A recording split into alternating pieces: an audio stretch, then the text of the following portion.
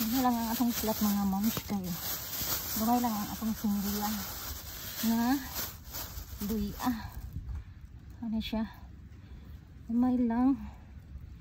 Kay kining luya ni nga sa balay nga atong gitanom kay niturok na. Ang buhaton. Ang atong pamaagi maong gibugwal na to ang yuta. Aron mas madali siya pag tubo og pangunod.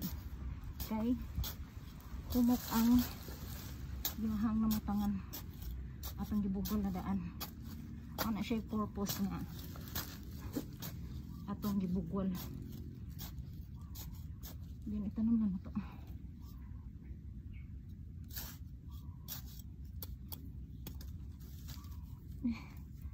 Atay glad so man ako nadala. Kinamot sa dito ron.